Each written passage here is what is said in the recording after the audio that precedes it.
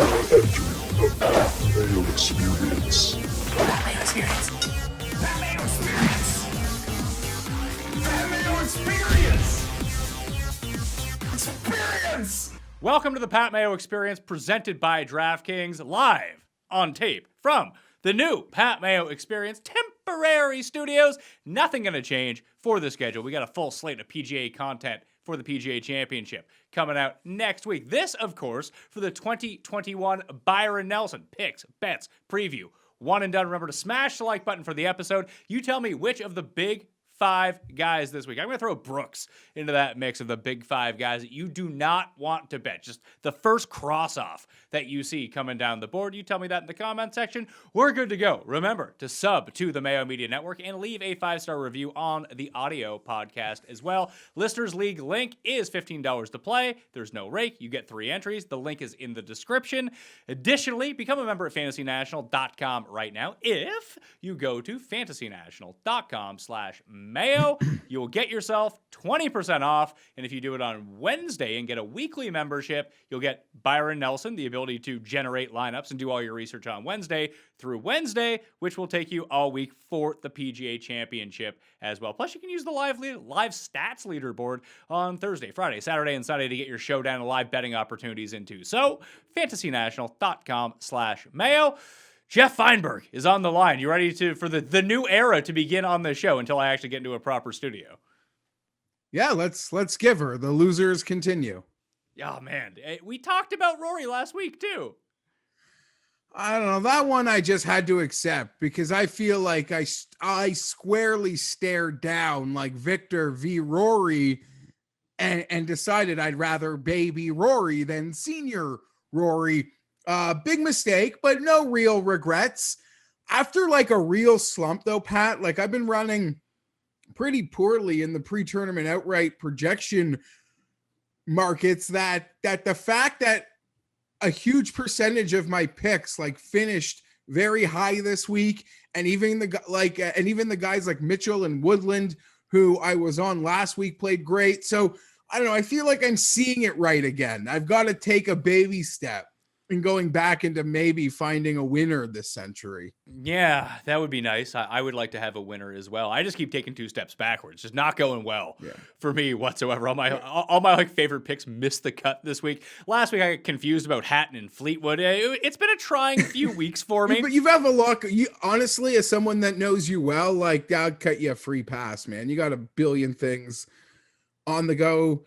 A travel move, a studio setup. Yeah, I can easily excusable Fleetwood Hatton mix up. Two guys I bet often that don't win. Yeah, this happens to me. The one thing I did like to see, someone actually tweeted it at me this morning about Matt Wallace's PGA Championship odds, because we'll go over obviously the PGA Championship next week.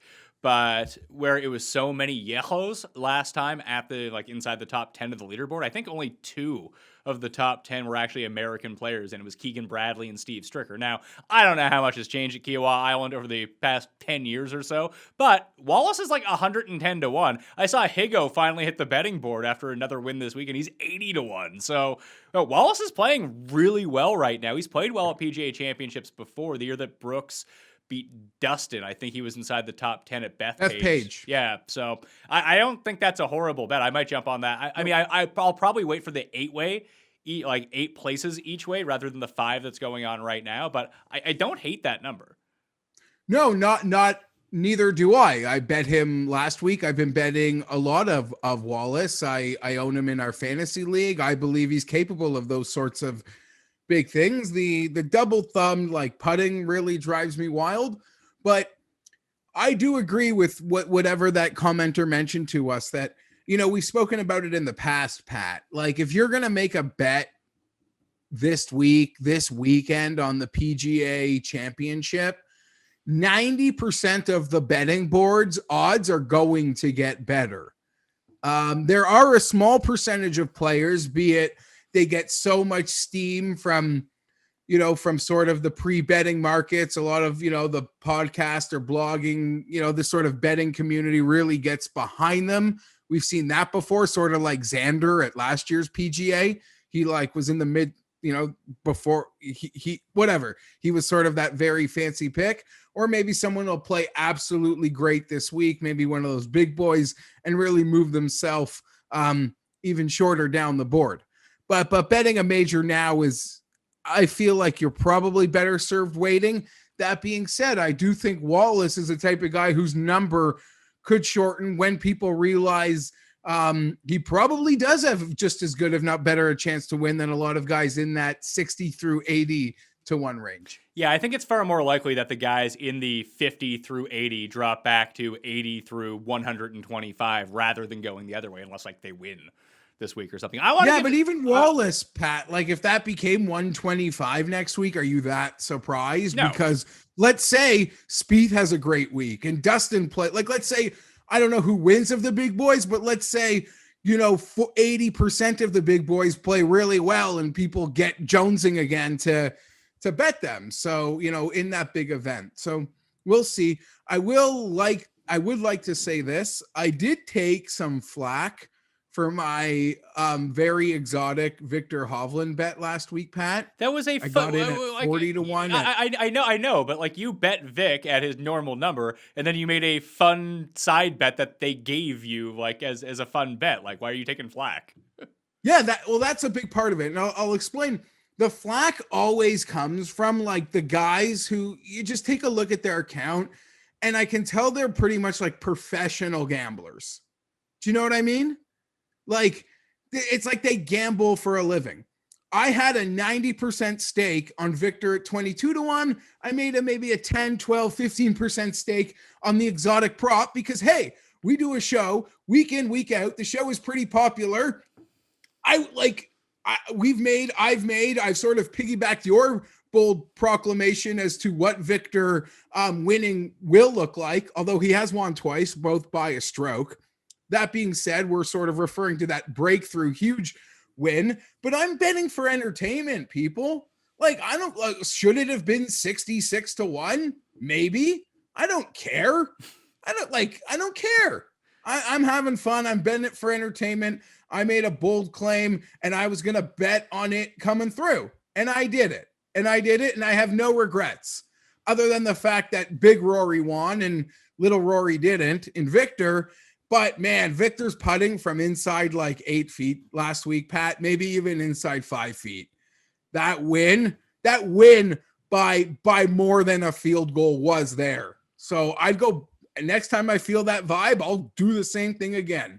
Well, it's funny because you tend to see what you want to see when it comes down to certain things like this. Like Hovland gained 4 strokes putting throughout the course of the week. I know he missed a few shorties, but it's a lot like his chipping where it's either in or it's just completely horrendous. You just see Vic so often with these like 15 footers that it's every single hole. It's almost like the old Cantlay type thing where he's always putting for birdie. So it just, in your mind, it feels like he's putting really poorly because he has all these birdie chances and he's not converting. There were some ugly 3 putts. There was, but there were some nice bombs at the same time. Yes. I do totally agree with what you're saying.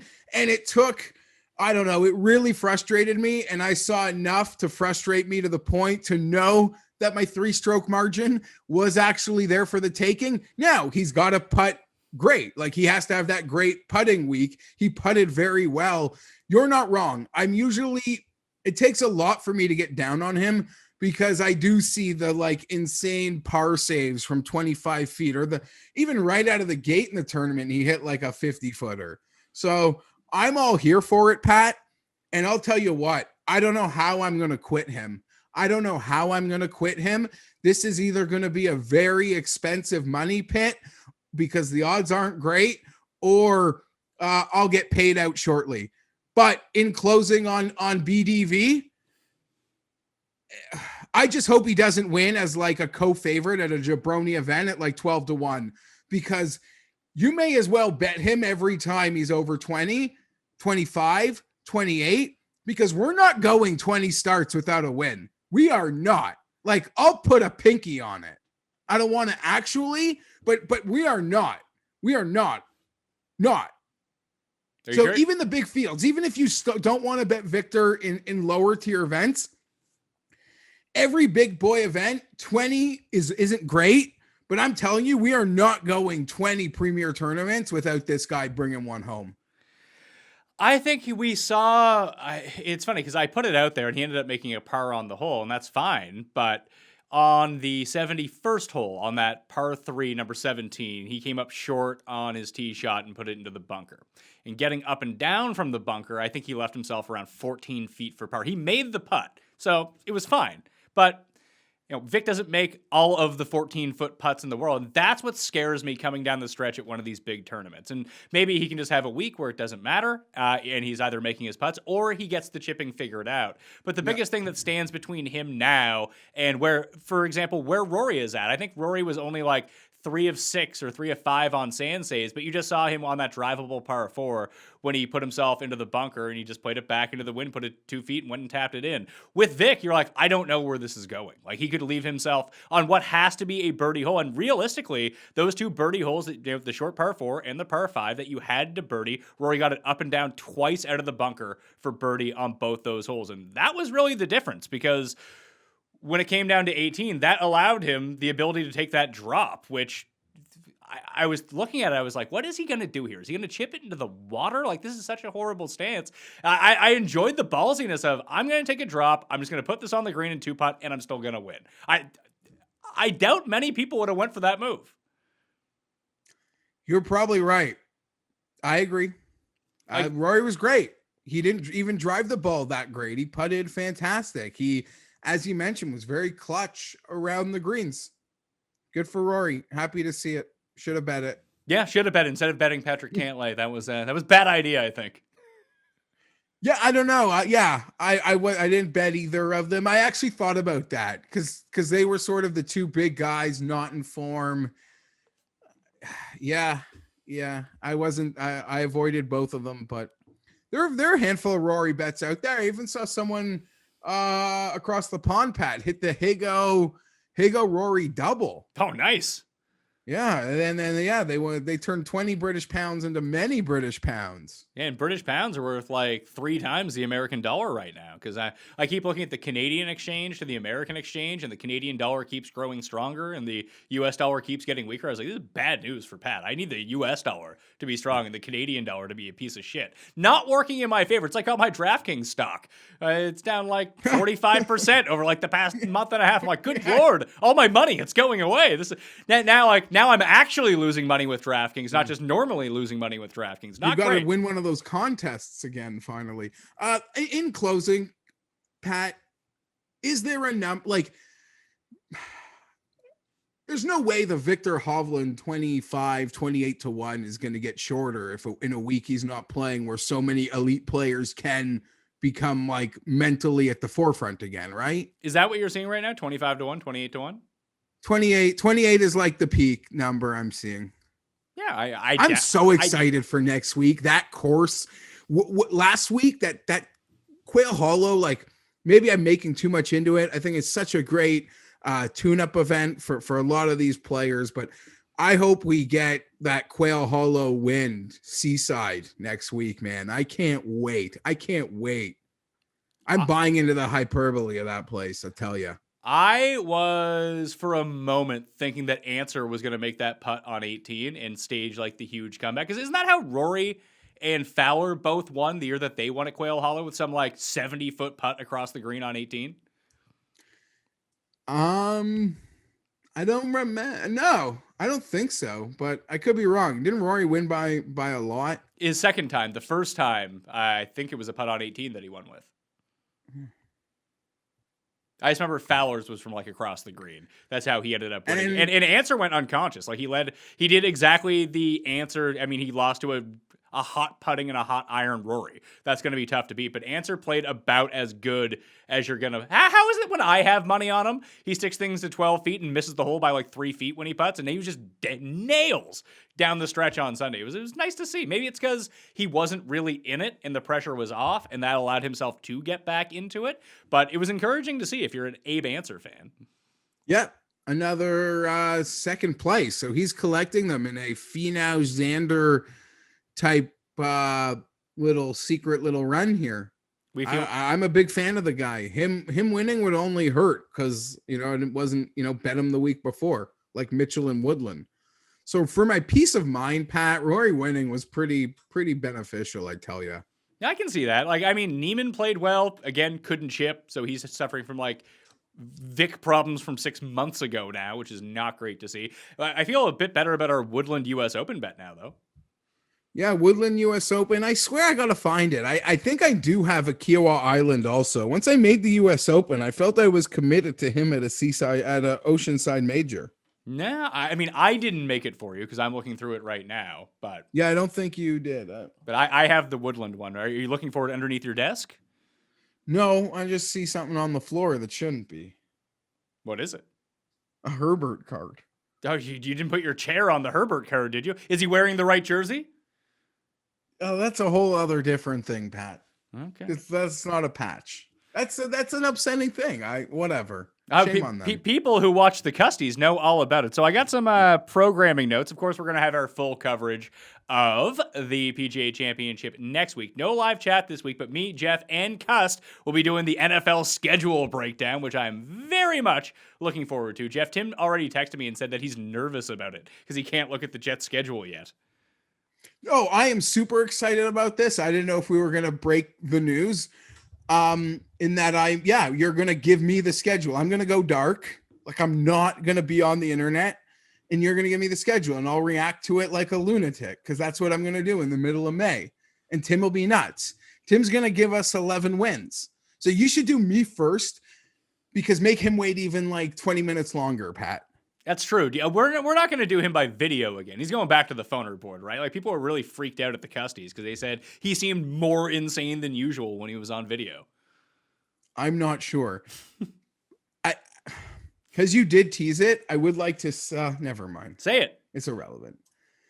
No, there's finally there's some golf cards that have been delayed for 2 months that are finally coming out this week. But the demand's been pretty hot, and I was only able to pre-order one box. No, and this was around Christmas. Oh shit! And now, like what I'm seeing, places that actually do have them in stock, they're selling for like 3 times more than what I paid for the pre-order. Yeah. See, I maybe I'll try to order some even at 3 times the price and try to write it off through the company and see how we go. Yeah. We'll talk about it. There's another one. There's what I believe is a higher end golf. There are 2 golf sets. One's finally coming out this week. One's supposed to come out next month. I was actually able to pre-order 3 boxes of those. So I'm excited. All right. Well, and it's not like Herbert, where it's just like there's only one card that matters to me. Like, I don't know. I like so much about golf that like I actually want to rip my own box. Well, we'll have to do that. We'll do that live on the show. We'll do our special show where we do that, and then you'll get a Joel Damon card. You're like, that's not the bucket hat he wears. Yeah. Joel Damon game worn bucket.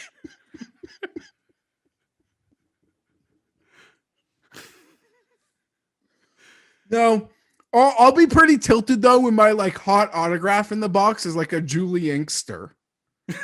Hey, as long as you get the autograph thing, I think you're still good to go. I did want to give some shout outs though, because viewers of the Pat Mayo Experience and members at fantasynational.com, I don't know if they're both all in the same, but some Fantasy National members, all viewers, people like you out there, viewers of the show, listeners of the show, fantasynational.com/Mayo, by the way, for 20% off. Big winners this week on DraftKings. Riku, our guy Jeff, won $17,500 on DraftKings. Matthew Wallace did not play Matt Wallace in his DraftKings lineup, and he turned $182 into $55,138. So shout out Matt Wallace. Wow. Won almost as much as the other Matt Wallace did. Not quite as much. At Quail Hollow this week, Josh Slayton won $12,700, including second place in the dogleg, the single entry. I think it was the dogleg, the $33 single entry.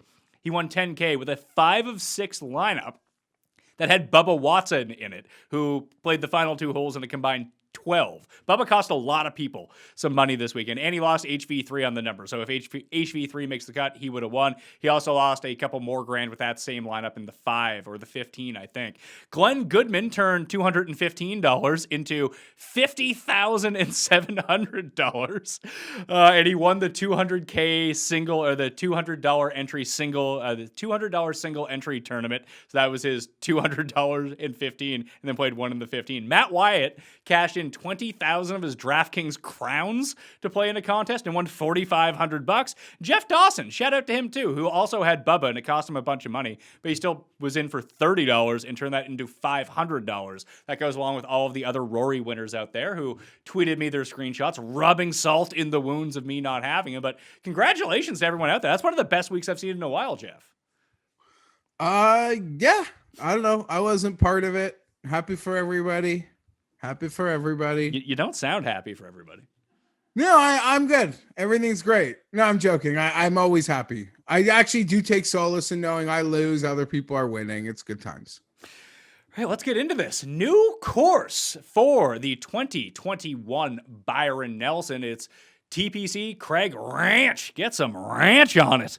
It is a par 72, I think. At least that's what the PGA media site is telling me. 7,468 yards. The only two other times that we saw a professional event here was 2012 for the Corn Ferry Tour Championship, 2008 for the Corn Ferry Tour Championship. I know that people are going to get triggered that I mentioned that, but you guys can fuck right off. The biggest reason that I wanted to go look at it was not necessarily who played well there, but hey, are there similar groupings of players who did have sustain some good results at this course? And I want to see what the scoring was like, because I would assume that the PGA setup is probably a bit more difficult than the Corn Ferry setup, even 10 years ago. And I'm sure the course has changed a little bit over time. But like when I was looking at the scorecard, I was like, these guys are going to fucking tear this place apart. There's a creek that runs around the course. So that I think is in play for 10 of the holes, but all 4 par 5s, granted, if that number 12 does play as a par 5, all seem reachable in 2. There's one for sure drivable par 4, and the other one's going to be drivable to a couple of bigger hitters in the field. Like to fly the front of the green, I think it's 341.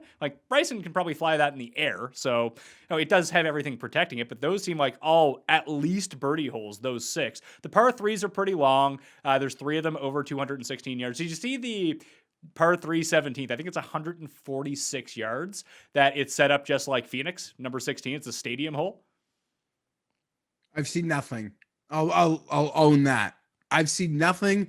Craig Ranch. I'm naked. It's named after some dude named Craig who bought the place. They've had this has been, this tournament's had a hard time finding a home, correct? Well, it was at TPC Four Seasons for ages, and the players loved it because the Four Seasons was attached directly to it. But they really got behind Trinity Forest, American Links, which, as it turns out, and this is one of the problems. So Trinity Forest just kind of got screwed by a bunch of different things, and it wasn't a great location for the players to actually get to. You had to commute from the nice area of the hotels to actually get to the course, where TPC Four Seasons had a luxury place attached to it. This one that they're building, I wrote all about this in my column this week about why it moved from Trinity Forest. But when you have an American quote unquote links and it's a wide open course, there's no fucking shade at the course. They had 50 people go into heat stroke during one round the very first year because it's the middle of fucking Texas in May. It's gonna get super hot. I saw it's gonna press up to 90, 95 degrees come Saturday this week. At least with this course, they've worked in conjunction with the PGA Tour where there's shaded areas. There's parking right next to the course. They're building a luxury place to stay attached to the course that has basically a high-end resort type of feeling. So I can see why they did this. They signed a 5-year deal with this place. All right. Cool. Well, I'll get to know it. Yeah, so hopefully it's nice. I mean, it looks nice by the pictures that I've seen. And I'm going to put out the newsletter. Subscribe to the newsletter, by the way. It's in the description of the video and pod, completely free. Some of the links that I've found already about hole by hole, some of the overviews of the course, just all consolidated into one place, and some of the stuff that I'm seeing already. Let's get to the faves, though. Let's do this. Let's try to hit a winner the week before. The first thing that I'm doing, Jeff, before we actually jump to the odds, I think I'm going to play the Dustin double this week and next week. Yeah, you could take that opinion with any of these big boys. like if you're gonna do it, why not like make a small 5% add-on to your stake this week with the double up? Why not? Well, it's more so Dustin than anyone, just because we talked about it last week. And Rory's kind of in this boat too, so it's kind of terrifying that he just won at a place he always wins. He's returning to a major championship at a course where he's already won and demolished everyone at that field. But Dustin's really the only one that when he gets hot, he gets super hot and keeps winning. I do agree, but I think any of those guys, I guess even you could include Jordan in that. When you're of that level, I believe, like, how do I put this? If just throwing this out there, let's say Keith Mitchell like pops this week, or let's say Luke List pops this week, or Taylor Gooch. Their chances of winning next week get destroyed even harder than it already is. When players of like Bryson, Dustin, Rahm, Spieth, Brooks, although you just almost want to see him healthy, so you could make a move next week if you want. When they win, I feel like it's a completely different like type of. I feel like their chances of winning next week actually increase, and I felt this way with Spieth when he won the week before the Masters. Like I don't think it hurts them at all. But you're well proven on your point that Dustin. Like piggybacks at all. I don't know, Pat. You could make this show short. You could tell people to bet 2 of these 10-1 guys and just say call it a week. Swear I thought about it. Yeah, and I'm thinking about it too, only because there's such a gap between the very top of this field and then there's no middle tier, it seems. I hate the middle. Well, there is no middle. It's like you're good or you're just some jabroni. No, but for me, the middle is like sometimes 20, but you could call it like 25 to 50, 60. There is 2 players. I mean, we'll get there when we get there. I don't know, but yeah, there's no one in the range that I really like to bet that I want to bet. So there's a couple guys down the board. I have made one bet. He's above 60 to 1. But I don't know. I could literally just bet 2 of those big boys.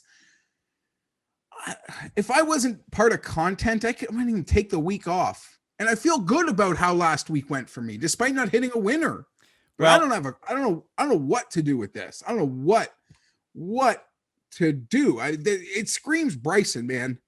And I know your points to Dustin, but even the Rahm stats, like through the miscut, man, this guy, there's a 16 to 1 available for next week at one of the places we can bet, Pat. And I'm telling you, that's almost as good as it gets.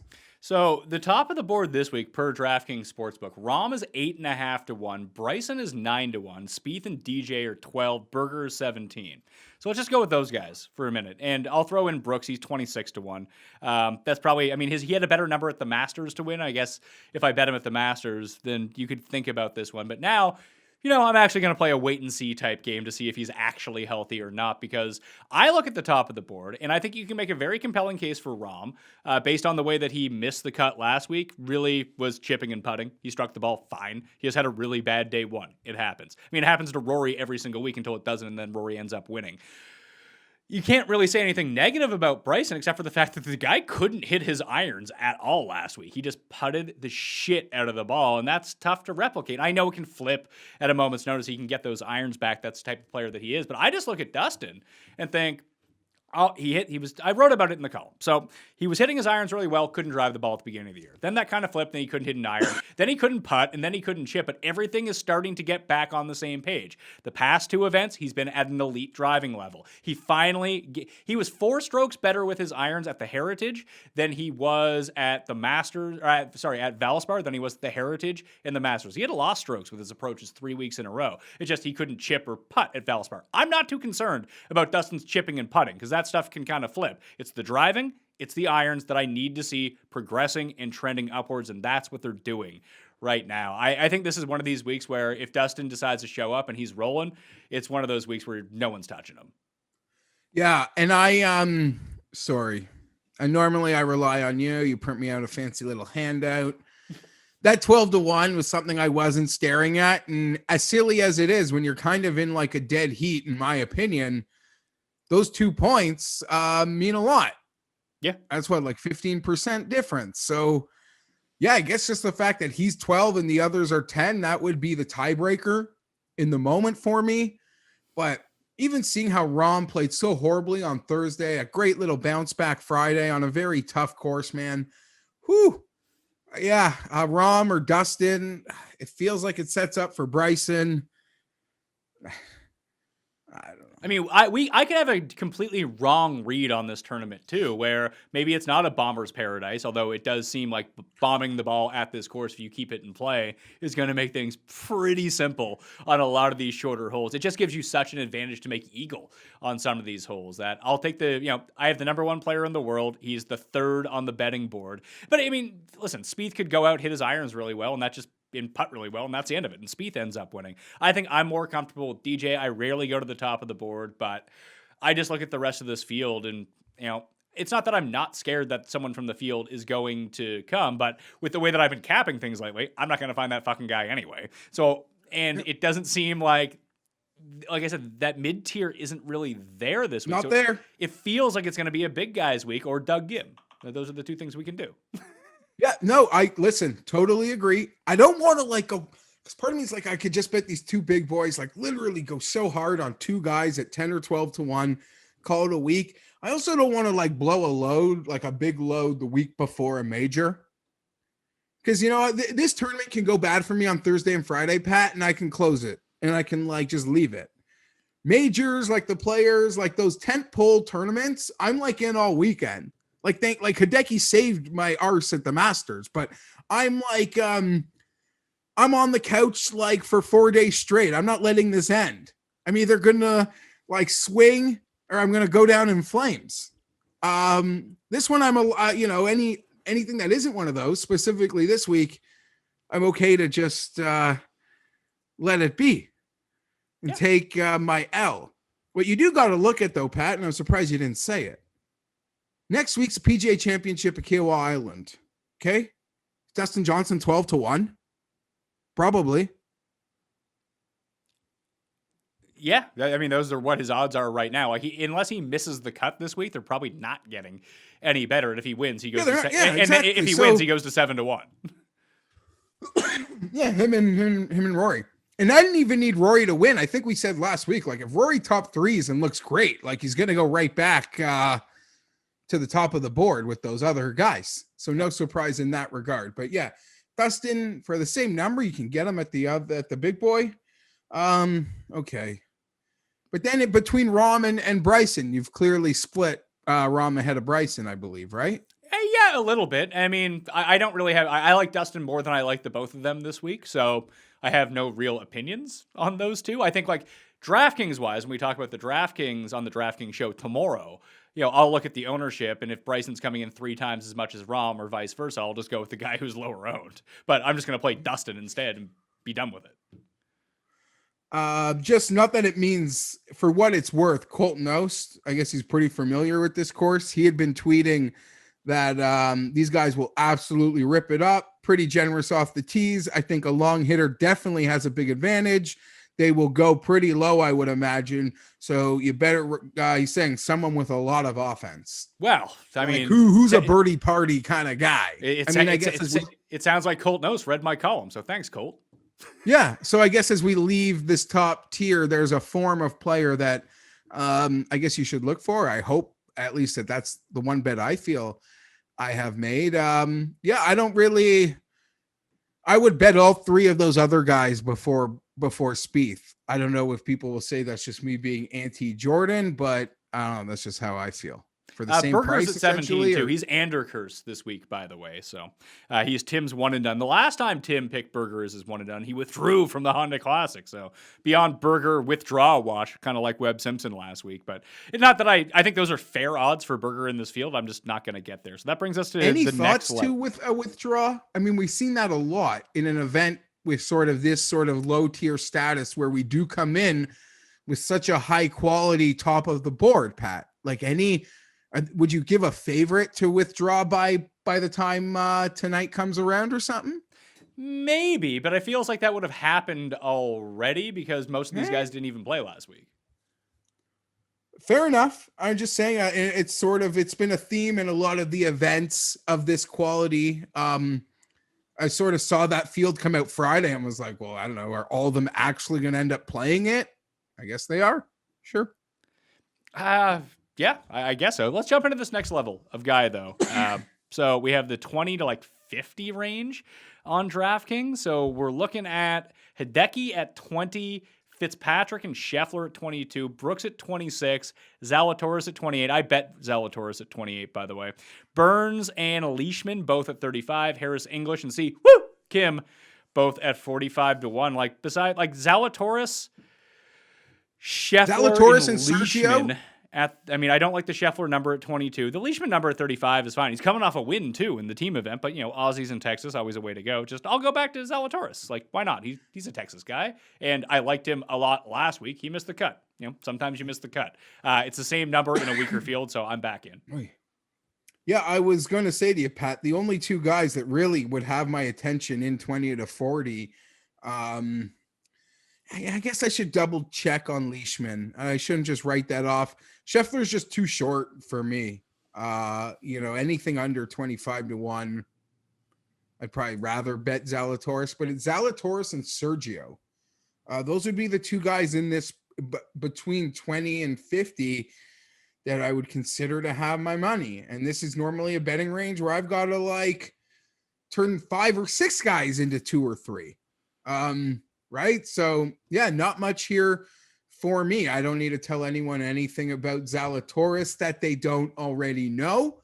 We're all sort of waiting for it. I think at some of the numbers you've had to bet Zalatoris at over the last few weeks, I think this is a fair, and you can make the case this is more than fair to get him anything flirting with a 30. As for Sergio, I don't know whether it's still a relative comp per se, but Texas does seem to make him play pretty well. It's been his home, I guess, since he's moved or, made a family in the States. And this is a number that's, the Masters was a long time ago, but it was pretty much his Masters number for whatever reason. So, Zalatoris and Sergio. And I will say, Pat, I'm surprised. Palmer always has you talking to me about him. He checks a lot of boxes this week in terms of guys that handle these types of courses quite well, over 7,400 yards and the such. I always it's funny. If I like Rahm, then I'll probably end up liking Palmer. I've already seen the number cut. It's still 50 on DraftKings Sportsbook right now, but I'm seeing it down to 33 in other spots. 50 is fine. I don't have access to a 50, so I'm not going to end up betting that. I like him fine here, but the one thing that I found with Ryan Palmer, if you look at his long approaches, over 200 yards, he's actually quite good. He's second in the field over the past 36 rounds. But if you look at his 175 to 200 over the past 36 rounds, he's one of the worst guys in the field. Him and Scheffler, that key range. So, and if I'm going to bet Dustin, then it's going to be Zalatoris, Dustin, and then maybe 2 guys from beyond 100 to 1, and that's going to be my week. 100%. And coming from Fantasy National, and I'll out myself. I have not read your article yet, and I would assume you probably have something very similar to what I'm about to cite in your article, based on the 2 players you've already talked up in the show. But per Fantasy National, Pat, there are 3 players in the Byron Nelson field who over their last 24 rounds have gained over a stroke on the field per round on both TPC courses and courses longer than 7,400 yards. That is Will Zalatoris, Ryan Palmer, and Dustin Johnson. And that breakdown comes from my buddy Andy Lack on Twitter. Oh, that's nice. You got people doing your research for you. I wish I could find people like that. No, they're not doing my research for me. I'm literally pirating their tweets. Okay, that's even better. So you're doing your own research. I like that. Yeah, I'm reading Twitter. But yeah, so Palmer, he always shows up. He'll show up on a lot of betting cards this week. As I kind of always say with Palmer, I have my own guys, I bet, who never win. So I'm no interest in adding yours. Yeah, not to say you're even betting him. Yeah, I'm not going to be betting him this week. Do we think about Brooks Siwoo? Yeah, Siwoo. You have Harris English that's in that mix. I would just prefer Siwoo shoot 80-80 to kill his PGA Championship. Oh yeah, for me. Yeah, please. Yeah, he won't. Forgotten. I don't know. You think we could pull a 90 to 1 next week? Maybe he's at 80 right now. You have to think by him and Higo. He's part of that group that will go. Like you said, 80 today, 100 next week. He could play great though. Shit. Yeah. So anything else? Like I have no real interest in these like 30-1, 40-1 guys. Like good for Sam Burns. He could win, mind you. I'm just good for him. He's not going to get my money. If he wants to turn it into fire, all about it. Sam Burns to me is still from a tier of player that winning 2 times in a season in the regular, Christmas through tour championship run. That's just hyper rare. And if he wants to be part of that, he's the man. And I will lose money because I didn't bet him. Okay. I don't know. You cut off at 50 or 60. I don't remember. I cut off at 50, but then you started talking about the 50 guys anyway. So let's just go 50 to 100 and go with the guys into this range. Doug Gim is in this range on DraftKings Sportsbook. He's 70-1. I grabbed him at 110-1 with the top 5 each way. It's when I ran the modeling on Fantasy National, looking at it right now over the past 36 rounds, it's all the good players. Like it's Bryson, Rahm, Berger, Zalatoris, Brooks, DJ, Fitzpatrick, Siwoo. List is actually number 10. But even after that, it's like Scheffler and Palmer. It's like all the guys at the top of the betting board. The only outlier is Doug Gim. He ranks 6th amongst all these guys. He can't fucking putt, but if he does putt, then all of a sudden we're in business. I like what you're about. You told me before the show you had made 2 bets. You didn't tell me who. It's been Zalatoris and Gim. Yep. Okay, before we break this range down, I pulled an 80 today. It's the only bet I have made on Thomas Pieters. I'm seeing him at 66 on DK Sportsbook. Peters is 70-1.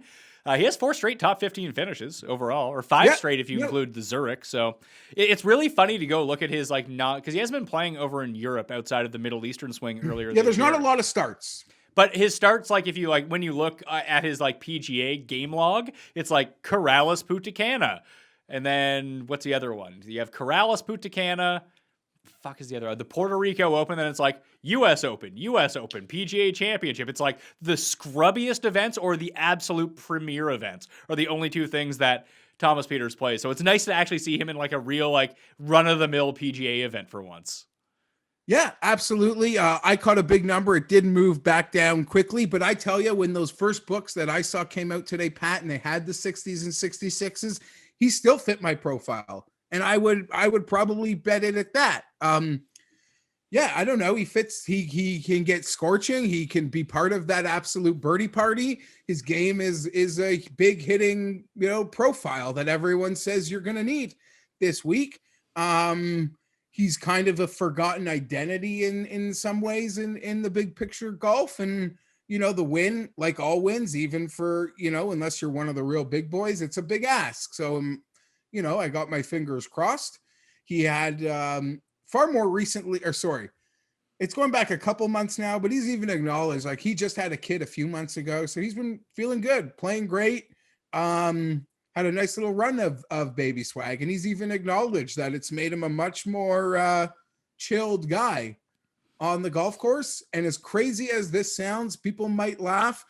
I laugh when we have to watch the PGA Tour broadcast glad hand us the bullshit of a maybe Kevin Na, maybe Ryan Palmer type crap for making Ryder Cup teams. I don't know what the conversation is on Sky Sports, but I believe this guy, when you see who the back end can be, there are spots that aren't available to American players that are actually available to Europeans. And we've spoken of the course fit that it's Whistling Straits, right? That will be for a player like Pieters. I think we're in. I'm excited. I could bet Pieters at big numbers all summer long. I mean it. Okay. I don't know if I'm sold on him this week, although he does have the profile that I want to see here. It's just. Again, I'm trying to limit the card if I'm going to go to the top with Dustin. Yeah, of course. Of course. So it just falls into one of those traps. I don't want to bet everyone, and where I have to normally I have 3 guys at 28, 33, and 35. I mean, that's still probably less money. No, that would be around the same amount of money on 3 guys that I'm probably going to have to bet on Dustin to get the same sort of return. So, it's going to be tough considering I have Will Z at 28 as well. So all of the money is kind of going to the top here. And then it's sort of like a set and forget it type thing. So there's no one really else for me in here. I like List. That's fine. I like Kuchar. Sergio, like you mentioned. Yeah, go for it. I mean, I guess just working off the profile, will Cameron Champ get love? I don't know. It's tough. And I would say in terms of form, Carlos Ortiz feels like he's better than the guys around him on this betting board. I'm seeing big numbers on Ortiz for what we've seen. He's been pretty consistent, has he not? No, not really. He was, Okay, but he won in Houston. That was great. So, but that was on Texas Bermuda. win. There's the link. So like he came 65th last week. If you just stop paying attention to where Carlos Ortiz actually came at the Wells Fargo Championship, okay, yeah, and missed 3 consecutive cuts before that.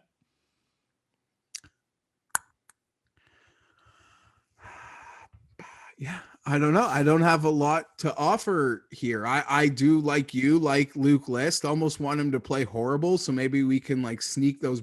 My biggest Luke List bet win was a PGA Championship each way a few years ago. Yeah, he hit us that 50-1. That was nice. Yeah, it was an each way that paid 50-1. That was more than I think Brooks paid on the outright, although I didn't have as much money on what people probably would have bet.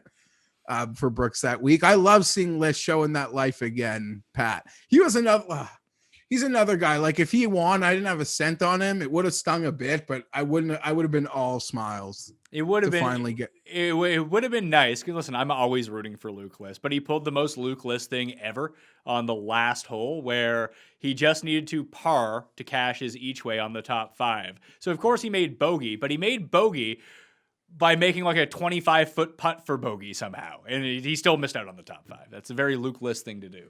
Nobody, there might have been pain. Everyone had their own versions of pain on the week, Pat. In terms of me, it was direct money out of my pocket. Cameron Smith down the stretch yesterday to lose that top 20 to just blow up. Cam Davis. Sorry. Oh, yeah. Oh my God. I was feeling pretty smart about that T20 call despite everything else. Wow. Whew. That was like Kirk at the players type like vibes for me. Yeah. Okay. I don't know. I could name names. We're not even to 100 like to 1 you, yet. Pat. I think I'm going to be betting the top, and like you, that Zalatoris number of anyone like seems the most fair and makes total sense of guys in that tier that like if you watch the show, if you watch how I make my losing golf bets, that's the tier I crush. Like that's the tier I bet. And there's one guy that I'm kind of excited to bet in that tier, and it's Will Zalatoris, and I don't see how I avoid betting the top. Yeah, it seems like Westwood's a bit cooked. He's coming in at 90 to 1. I want to get to that 100 to 1 though, just very quickly. Like I said, Gim, I'm in on, and like just looking at the stats right now, the only other one who's really popping up is Lebiota. That doesn't make me feel very good. And that's kind of Kazire rates out really well. The last time I tried this, I think he was 7 over after 6 holes, but I might go back to Kazire he's 125 on DK. He's 150 in other places, but I would want like the top 5, top 10, top 20 type of bets probably rather than his outright. And he played really well the last time we were in Texas too. So he would be the guy that I'd be looking at. I don't really have much else. Like John Catlin's in the field this week. The Roz is in the field. Frazier's a lot of guys who get to play the PGA Championship, right? Are just playing this week. Yeah, but I don't see anyone. My guy Han, he came. I'll go with the course history from 2012. I mean that has to be ultra predictive. He came second in that Tour Championship. Wow, and he rates out. He rates out 44th as well. So maybe he can. I'm just like really doing a deep scroll. Because it seems like the fairways are so freaking open, how bad has Eric Van Rooyen been playing? It seems like his problems just come when he hits it OB off the tee. I feel like he's got a lot of problems. Fair. Yeah, like recently, like he came 14th at Valero, but at Valspar and Wells Fargo, like he gained a bunch off the tee and lost everywhere else. Yeah, so even if he's driving it well, it doesn't matter. It might not matter. Did you see that KH Lee on Friday? No, what did he do? Oh, he pulled like a mini full Keegan. It was like it was almost Keegan. A mini full Keegan, Pat. He chipped in to tie for the lead on Friday afternoon at 6 under off a chip in on the 6th hole or 5th or 6th hole. By the end of his round, he had at the time he made that birdie putt, he had to make a birdie to get to +1 on his last. Ricky Fowler, your boy, 90-1. Who? Yeah, so he's no longer your boy, huh? Oh, Fowler. I don't know. It's so funny how happy people were when he played well for like 2 hours on Thursday. He's turning into that guy. Like people were so happy. They're like messaging me. Got a lot of that. Oh man. How bad is Rafa? 300. Yeah, that's the names that kind of pop up for me, just looking at the type of player that we talked about, would be like Wyndham Clark. I always tend to play him. He's more of a Pat Rogers. I don't think this course is hard enough for Pat Rogers. He does most of his best work at some of the tougher tracks on tour. Then he just absolutely melts on the weekend. So there's really no reason to put anything behind him. That's kind of it, though. JB Holmes, maybe 400-1. I bet him last week. He was 7 over on Thursday. And then when things got really hard on Friday, like he was fine. It was weird. I'm just looking at names. So nothing. All right. Let's get to the quick picks then. We didn't talk about Matthew Fitzpatrick. I'm not betting him, but that's like you have no interest there at all. Listen, I like him a lot, but he's basically the same price as Hideki. Not to say that I think they're that far apart. Obviously, one just won the Masters, but what? This will be Hideki's first Pro Masters start. Yeah, I'm not betting Hideki. I bet you there's a lot of people planning on fading him in the games. I would think so. I mean, obviously, we don't have any DraftKings pricing at the time of this recording, but I bet you he's going to be a guy that people blindly just want to fade. I can see that. I mean, I understand the logic behind it too. That probably makes him a really good one and done pick this week. Yeah, probably. I don't know when listen, this means nothing, Pat, but like in a small way, it means something. Like we're Canadian. So we were very cognizant of like the tour de force that Mike Weir got to like go on around the country. I think I was at the Leaf game that he got to drop the puck at like maybe a week or two after he won the Masters. It was the longest standing ovation I swear I've ever seen, and at a hockey game in Toronto.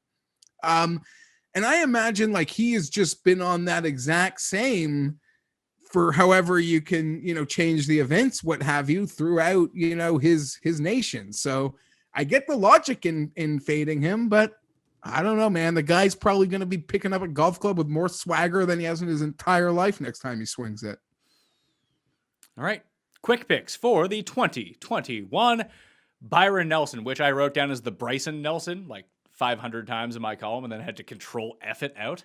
So maybe Bryson's the play. I don't know, but I'm not taking him. I'm taking Dustin Johnson at 12-1. I will be betting that. I'm betting Will Zalatoris at 28-1. Doug Gim, the Gim Reaper, 110-1 with a top 5 each way, and I'll probably get sucked into Kazire at 150-1 with the top 5 each way, and that just might be it for me this week. I'll put it on my cheat sheet, obviously, in the newsletter and on Twitter and Facebook and wherever on Wednesday, but that's really all I'm looking at right now.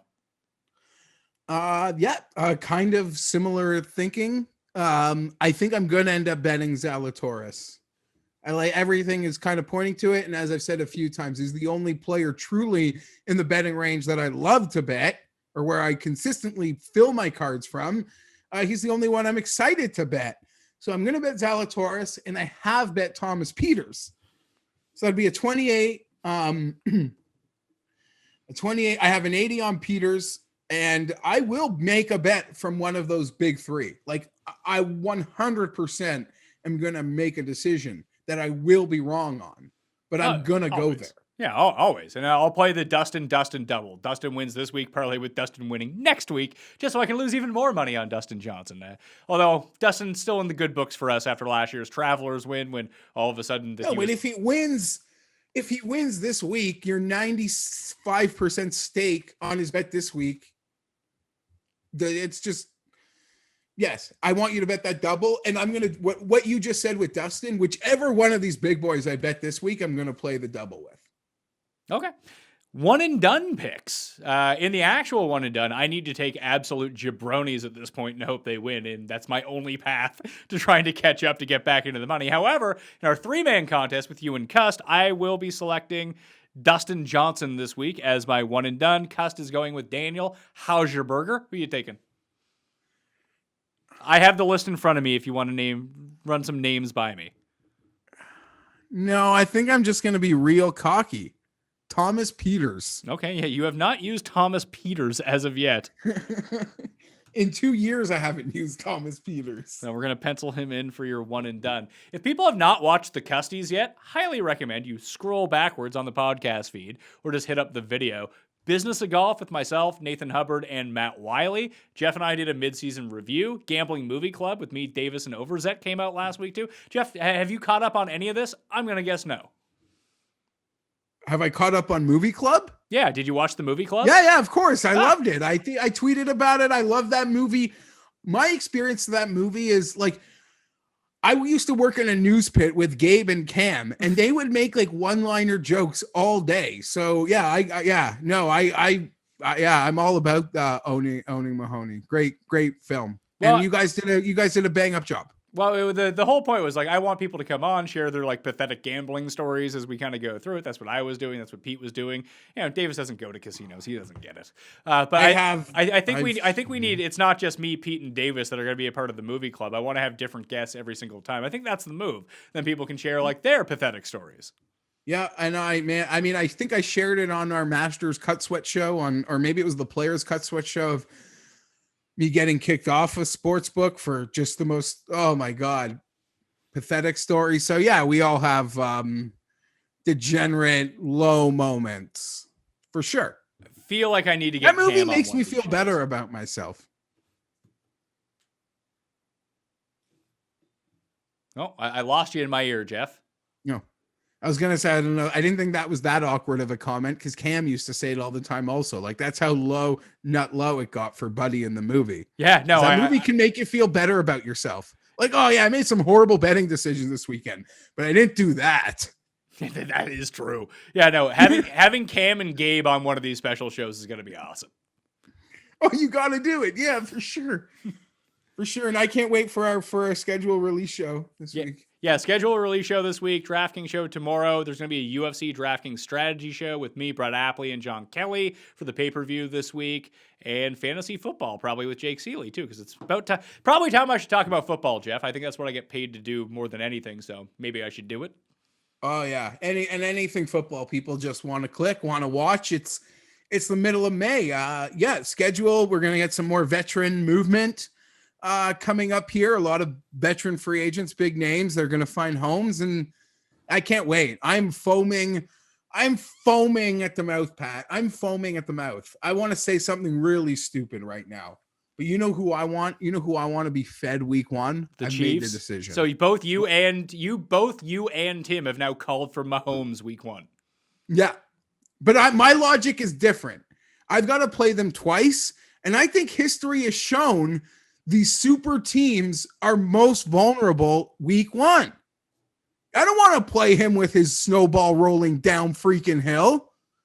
We saw it forever with like the Patriots, and these teams are most vulnerable week one. The Chiefs have one goal in mind. That's winning a Super Bowl. So yeah, I think it's not a bad spot to get them week one. I'm nuts. And the fact that Tim wants it also means we're both just the biggest losers for punishment. So when the schedule is released, you and Tim are going to record. You're not going to see the Chargers schedule. He's not going to see the Jets schedule. And I will reveal it to you live on the show. So you might want to tune into that episode. I'm guessing at least because you might want to. And I'll remind people last year, like we got that schedule last year and I lost my mind. Like I was literally calling for a Wembley Stadium to Undertaker versus Kamala casket match for Joe Burrow's first game. And then Derwin James got injured and I reneged my call. But I'll say something stupid and I'll believe it. Perfect. All right. Follow Jeff on Twitter at GFienberg17. We're going to be working this out. We had to get the Byron Nelson, like a tune-up event, just like Dustin is going to get his game tuned up and just like Brooks is going to TPC Craig Ranch to get his game back in order. Jeff and I are using the Byron Nelson show to figure out our audio problems, our microphone problems, so we can be smooth sailing next Monday when the PGA Championship show drops. DK show tomorrow. Listeners link in the description. Smash the likes, all that fun stuff. I'll see you next time. Mayo experience! Experience!